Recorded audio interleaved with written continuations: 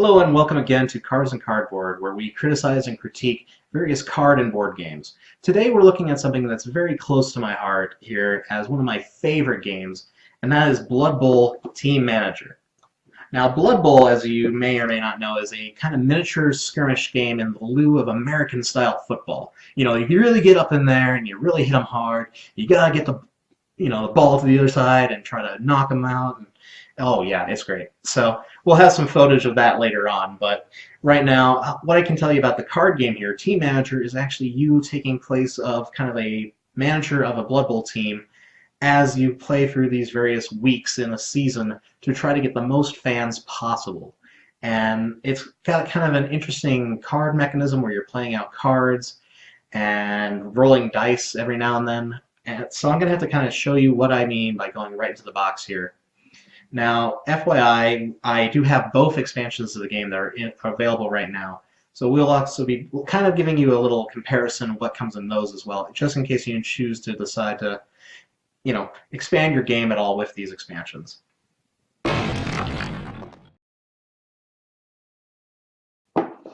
Okay, so this is going to give you a basic layout of what's actually inside the game box, minus a few small things.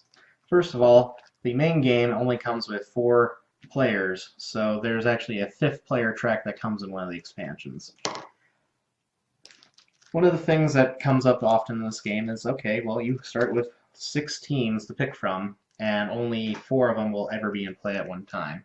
Because this game is made for 2 to 4 players, not anything above that until they added the 5th player expansion. So you're going to have a robust set of teams here to start with, though. You're going to have the Chaos, the Orcs, the Dwarves, the Wood Elves, the Skaven, and the Humans, which is a nice rudimentary layout of most of the basics of Blood Bowl right there. Comparing this to the original Blood Bowl, these were kind of some of the original easy-to-understand teams. You've got your Humans, which are pretty well rounded, but will eventually maybe level up and get more skilled in one department versus another. You've got the Skaven, which are really good at a running and passing game, but not necessarily known for taking hits. Much like the Elves, these ones are known particularly for their passing game, and they can additionally get in a treeman and some blockers in there to kind of help mitigate some of those bigger guys. The Chaos start off pretty much simple, but they do have some interesting abilities, and they will vastly utilize one of the systems in the game, which is cheating. The Orcs are good at bashing people, and that's what they do the best. They really grind people down with big hits. However, the Dwarves are the ones that can really absorb a lot of hits and kind of dish them back out. So again, you have this nice array of different strategies for Blood Bowl in this little card-laying game. So what you're going to do is kind of set out by picking up one of your teams. I usually do this randomly, but some people can choose them. I actually put all of my team icons, one of each, into this little bag so people could actually draw them out. Then, based on the number of players, you will construct a highlights deck. So the highlights deck is this little thing right here, and then you have your weekly recaps, which kind of give you these particular highlights for events that are coming up in the game. It'll all end in this card, which is known as the Blood Bowl, which gives you a number of fans. And as I said earlier in the review, this game is all about collecting those fans. Now, this is kind of similar to like a card-laying game like Smash Up or Arcana, where you're laying down resources to these various things that are going on the map. Now, normally you have one of these cards which is going to give you a new effect for the game for that turn, and then you're going to put out a number of these little plays here that are going to happen throughout the week. But in this case, for example, a 4-player game or a 3-player game here, you're going to have these various things that you can have for matchups and the Blood Bowl. So what you're going to do is you're going to have a team of your 11 players, which you'll be drawing 6 cards from the top of. And then you'll have that to basically commit to each of these things throughout the week. Now, as you can see, I have a nice array of different cards in my hand here, and each of them has kind of their own unique abilities based on what they actually are in the game. In this case, the human team, yeah, they're not necessarily known for too much. So we're going to have these little challenges here. Now, what happens is you're going to take one of your ball tokens and put these out on each of the little things in play, including these tournaments. Because normally you would play with only a certain number of these things out, but the tournament is special. And whenever there's a tournament, it's a pivotal time in the game where everyone's going to be kind of keeping an eye out on what's available. So here's how things work. Once per turn, when it comes to your turn, starting with the first player token, which again I have kind of upgraded from thanks to the NAF, I will play down a card to a highlight here. So what I can do here is I actually have two different sides of this event that I can actually play it to. You've got the left-hand side and the right-hand side. Now what this basically does is it determines what you get for just participating. So say I wanted 2 fans, I'd play my card here. Now this is where some of your little tokens come out, because there are times through various neutral players and star players that you'll get that you might not have things for your own team, so you have a little icon here that you can kind of put down just to mark that as yours. You'll have 3 of these in total, but you may need more. So you can utilize those. And basically what happens is I will play a card down here and I will be committed to that event. Then the players would go around and they would do it again. Now I can't play a second card here because I can't match up against myself. However, I could play here or here and still be matched up. But if somebody adds a card from their team to this side, nobody else can play cards here. The only exception to this is when you're playing at the tournament, where all people can participate. And that's where things get a little hairy when it keeps to keeping track of the cards, but it is kind of a grand spectacle. So you're probably wondering what makes these cards so special. Well, each of the cards has their own kind of unique abilities, but particularly what we're going to notice here is the icons and the star player values up here in the corner. So these star player values is how much total strength they commit to the event. Now when you play them down, you will first respond with any sort of abilities and icons that they have here. And these come in various effects. So you have things called cheating, for example, which is represented by a skull. Now the cheating is unique because you have this little, well, we made our own cup here of cheating tokens. And whenever you cheat, cheating is the only mandatory skill that you will take and put that on your character. Now cheating is special because when everyone's laid out their cards or has passed, what you're going to do is flip over all of these and they can actually affect the outcome of that match. In this case, this player actually gets an extra star player point. Sometimes you'll also get fans or be ejected from the game, which means that they will totally lose this event and not contribute their star player points. Now next you can do is something called passing. Now passing is special because I don't have any icons for it here in my hand, but there are little ball icons on each of the cards here, or on these cards. Now passing basically allows you, for each passing token icon that you have, you can move the ball one step closer to you. Now say I had an opponent who was currently carrying the ball and I play out the star player, it would actually move the ball twice, so I can move it back to the midfield and then onto my ball carrier. Now that's pretty great because after that you have 2 star player points towards determining victory at the end of the game, or at the end of the round, to see if you win the middle payouts, which I have listed here. And that's one of those things that is a good tiebreaker, because if the strength is tied, whoever has the ball actually wins. Otherwise, it's a pure stalemate. And trust me, that's not very good because nobody wins the payout in the middle. Now, the next icon is actually on the same card here, is the sprint ability. Now, the sprint is a special ability where you actually get to choose to basically take a card from your deck and then discard a card.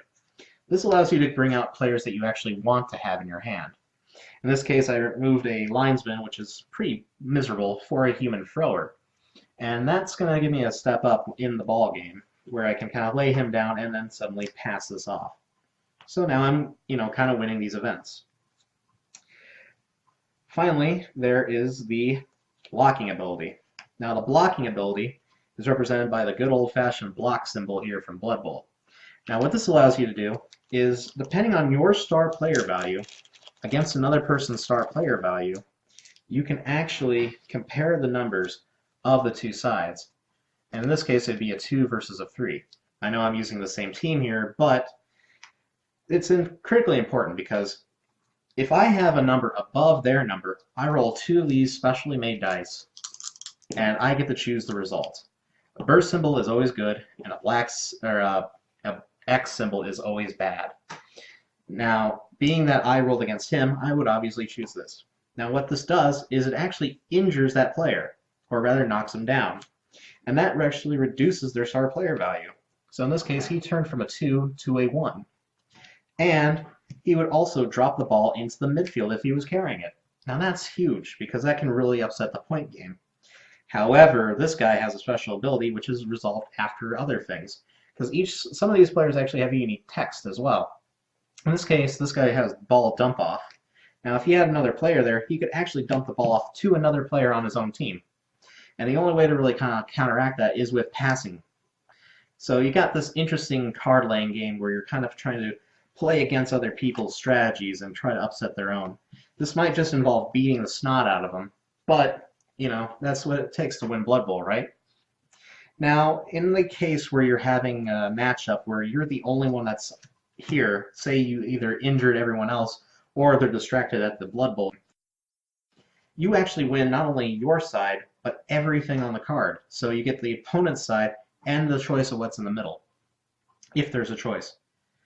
So that's kind of a huge benefit that kind of gives you some great scoring opportunities. So if you're an injury-based team, you actually might want to consider holding back until later turns to try to knock out an opponent's creatures, just so you can get that edge.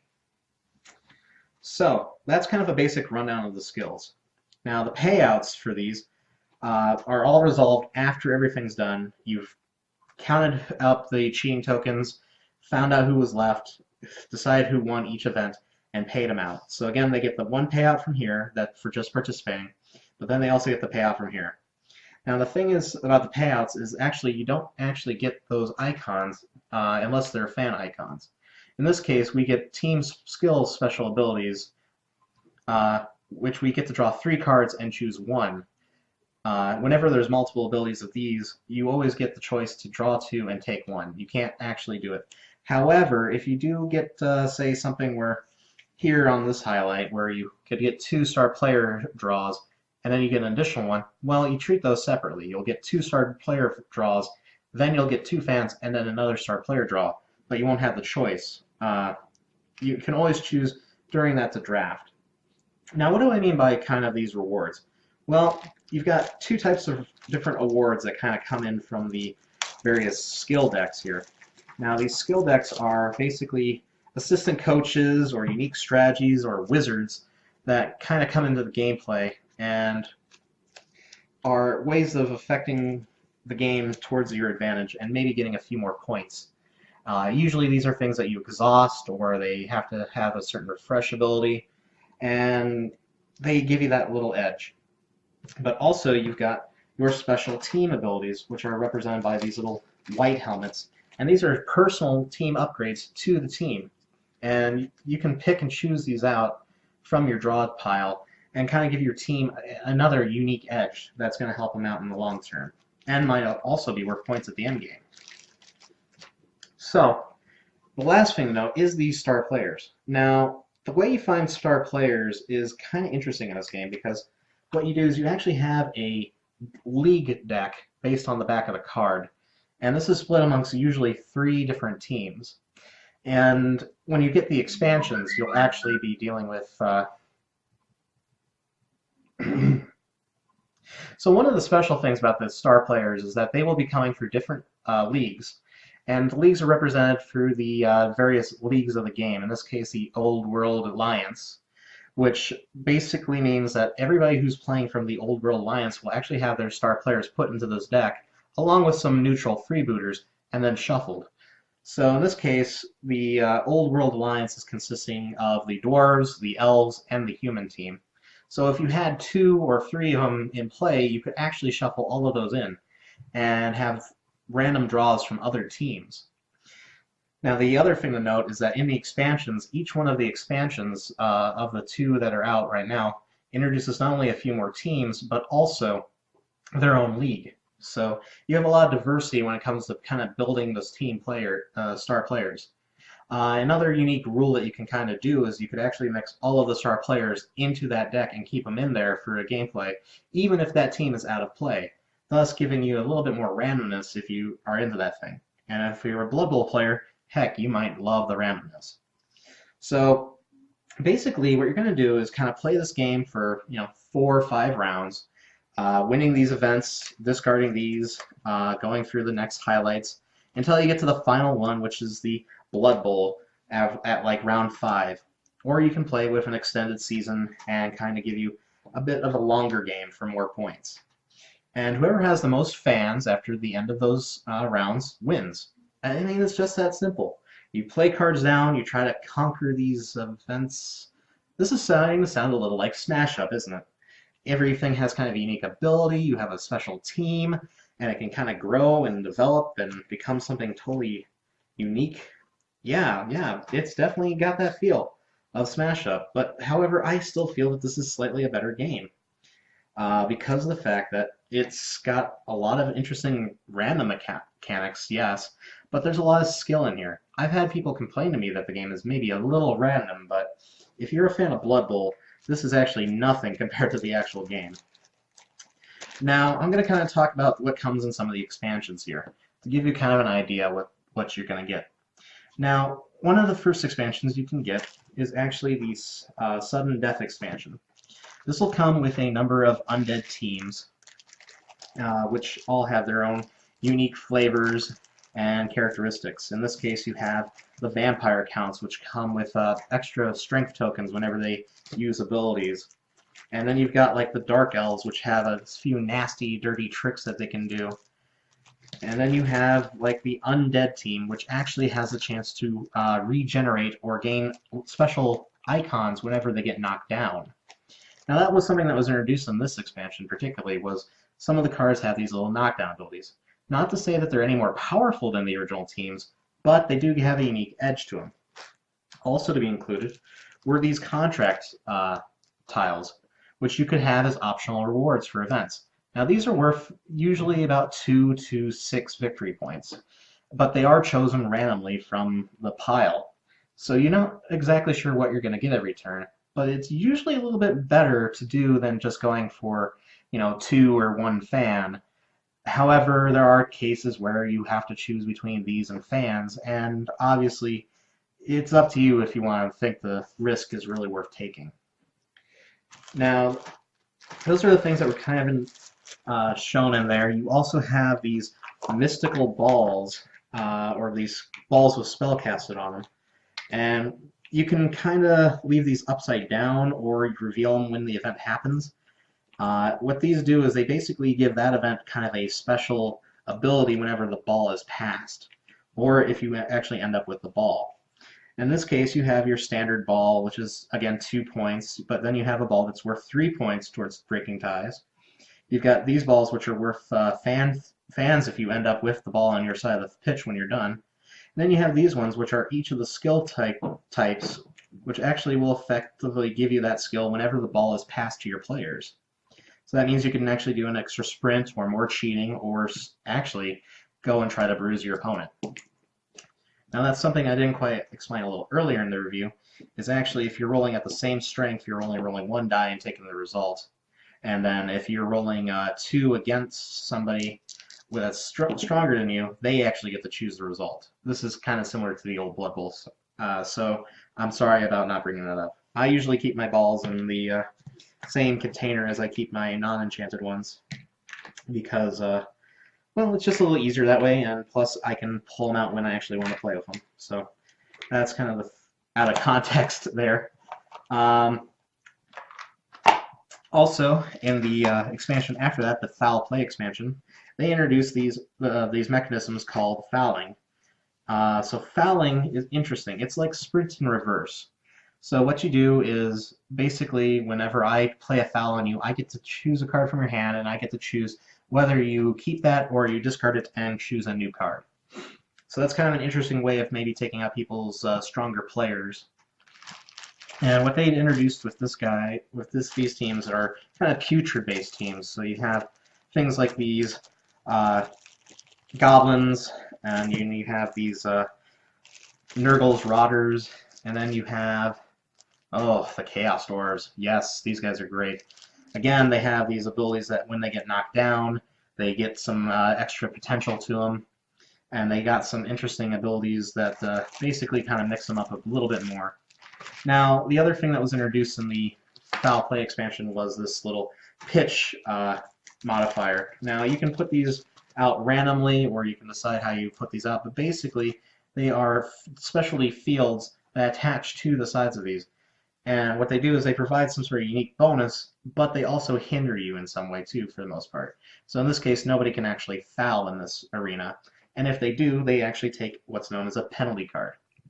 Now, these penalty cards are another random element to the game, where basically you've got bad events and kind of neutral events in here, and potentially I think good ones as well.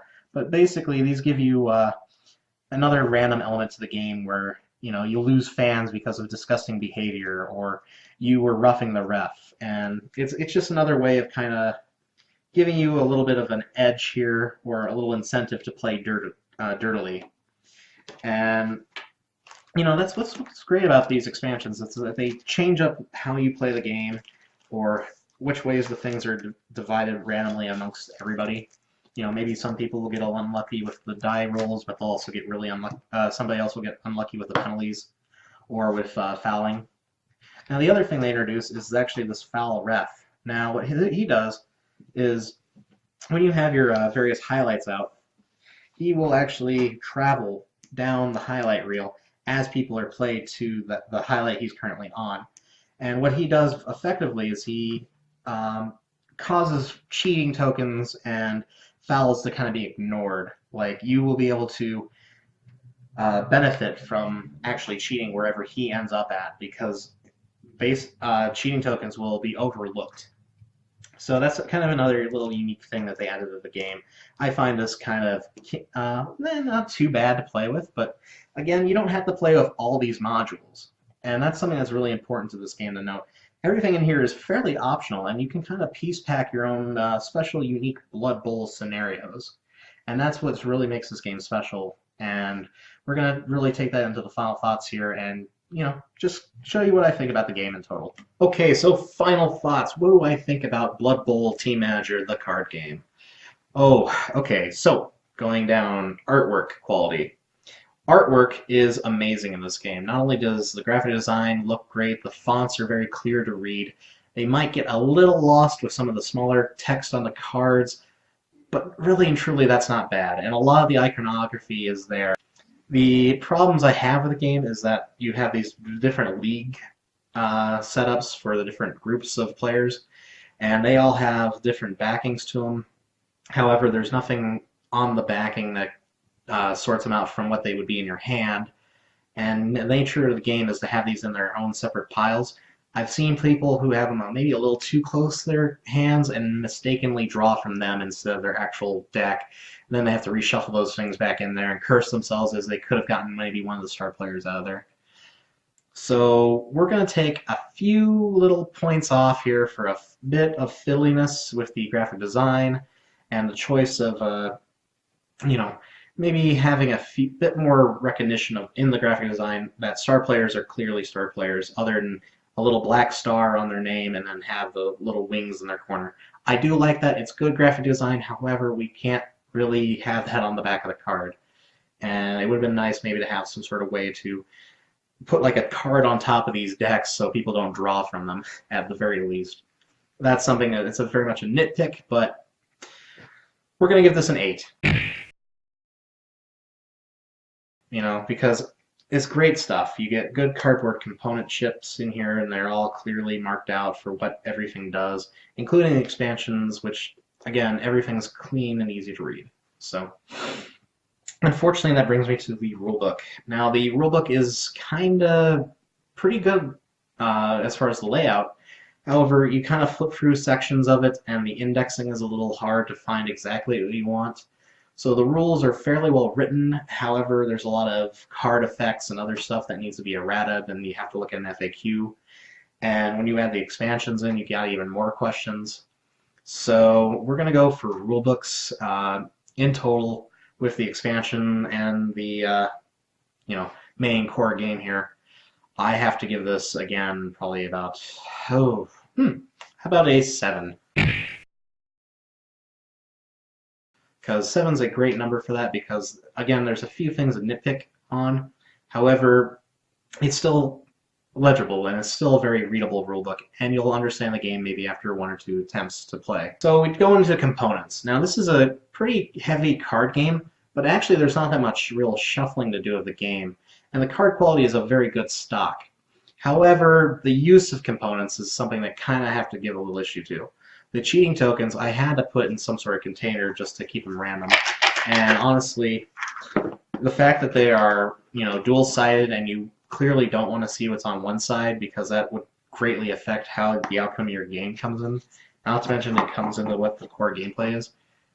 Oh, I almost would rather roll a dice, but considering that randomness has to be there and you have to see that through card play, it's very clever, but there's no better way that they could do that. I just wish it wasn't as hard to mess that up.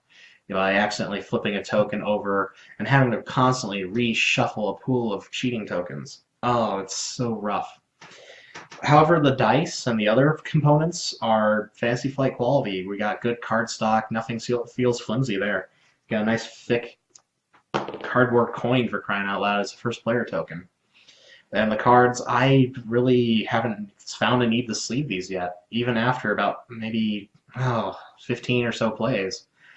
I would love to play this game more, however, I feel like eventually I'll probably sleeve this, but it's not something I'm going to race to. So, quality components here, you're going to get a 9. So, mechanisms. Ooh, this is where things get a little tricky for me. Now, the mechanisms are a good representation of what it kind of feels like to play Blood Bowl. You've got a lot of randomness in there, but enough that you can control and kind of dictate what's going on. However, it would be kind of nice to have some options in there to really mitigate some of the cheating disadvantages or advantages, depending on how you play. Now, what you can say is that, yes, there's plenty in this game where you can do that for particular teams, and it's really great. However, they come in maybe a little later in the game than you would like. So I'd almost say it's worth playing this game with a slightly longer season and enjoying the experience with a longer game instead of maybe keeping it at an hour, maybe going to that hour and a half and playing that 1 or 2 extra rounds and getting a bit more experience from it, because it feels like right by the time you start really getting your cards together and getting a good deck, the game is starting to end. So the rest of the mechanisms in this game are very clever, and with the expansions they get even more clever, but again they add a little bit more randomness. So on a scale of 1 to random, you got clearly an issue there for some players. It doesn't affect me, though. I expect this kind of thing in a Blood Bowl game, and I really have come to love that in a Blood Bowl game. Except that I have had a few people complain about some of the random nature of the game. I don't see it myself, because it's all kind of under control, and it's particularly when you get some of these abilities that you can kind of shuffle things around or peek at tokens and kind of adapt to that. Not to mention just how you're playing the cards out themselves and in what order you're playing out is such a huge part of the game. There's tons of strategy in here, so you should be able to deal with that. So, mechanisms, I'm going to have to give a 7. Now, the 7 is, again, a few of the nitpicks in there and a bit of the errata issues. But, once you learn things and learn them well, you can get a lot of strategy in this game, and it's brilliant, just brilliant. Replayability. Now, this is something I've been kind of fighting with, because the replayability definitely goes down due to length of gameplay. Sometimes it feels just a little too short, and then sometimes it just feels a little too long. It's really hard to find that kind of midpoint. I found that adding another round to the game really helps it. Particularly if you're with a 3-player count. However, if you are doing a 4 or 5-player count, keep it just about the same, maybe add another round if you're feeling up for it. The 5th player idea was kind of not a great one because adding that another player really does kind of hinder the game length a lot and really hurts it there. But you get more access to use many of the different teams that have come in these new leagues. Now, what I would like to see is I would actually love to see them kind of at least finish the Living Rulebook 5 rules of Blood Bowl and get all of those teams in the game somehow. Now, I know this has kind of come to the fans, but it'd be really nice to see the fans come together with the designers and really just pull together and make these teams maybe as like a print-on-demand thing. And instead of adding more leagues to the game, maybe add maybe one more league and put all the other teams with the leagues that currently exist then. So that way you have a little bit more fun time in there. And that's really one of those things that really helps the replayability of this game. There's just so many different teams and so many different combinations of them to play. However, some people have said that some of the expansion teams might be slightly better than the new teams. However, there have been card updates that really affect that, which have brought some of the other teams up a little bit with them. So keep that with a grain of salt. Replayability, I'm going to have to give this right now a 7. I always love to play this game when people offer to play it, or if I bring it to a game night and people are interested in it, because it's such a great game for me. And the replayability just keeps going up with every little thing that you can possibly add to the game for people that are really fans of it. That being said, though, it is kind of one of those deterrents because maybe there's a few things that you're not going to want to play with. Maybe certain people like these things but don't like these other ones. And that's where things get a little messed up. So take it with what you will. It's a great game in the base set. The expansions do add a little bit more and a little bit more complexity if you choose to play with them. So keep that in mind. You can play with just the teams if you like, or you can add just the balls or the fields or the penalties. It's definitely interesting things to put in there. However, it would have been kind of nice if some of the rules had different cards reprinted for the older things to include maybe some of this new iconography they actually added to the game. Now, I know Fantasy Flight's not typically a fan of kind of updating cards in games unless it comes to stuff maybe like Elder Sign, but it would be very nice to maybe have 1 or 2 cards with the fouling effect in some of the base cards, and maybe offer that as part of one of those print-on-demand expansions I was talking about. Particularly fan-made ones. Alright, so final thoughts are, I have to give this game a 6. It's really unfortunate that it has a 6, but it would really give it a 7 if I had more people that knew what they were doing. And that's what it comes down to. If you have a group of people who really know what they're doing in this game, it's very much a 7-8 game for those people who really enjoy Blood Bowl and love the replayability, love all these different teams, and want to see even more of them come out. However, if you're playing with some more people who don't necessarily know the Blood Bowl lore, or not really involved with Blood Bowl, and maybe not like so much randomness in their game, that really drags it down for them. And I've had a few first-time players that really complained about that, and it took a lot of explaining. You know, it's not just an excuse. It is strategy that you have to learn through card playing and risk assessment, much like Blood Bowl, that, you don't roll 1 block die unless you have to, kind of thing. And that's something that needs to be taught and learned over time. You can't just tell them that right away and expect it to really catch in that sometimes the risk is really worth taking. Alright, so that being said, I'm Benjamin Hernandez, and this has been a Cards and Cardboard review of Blood Bowl Team Manager, the card game. Now, I would love to see you on Blood Bowl 2 online, which I will have a little card over here once I put up a video of. Currently, I'm playing in a few leagues that we've started for local friends, but we'd love to bring in more people and play some more matches and get some SPP.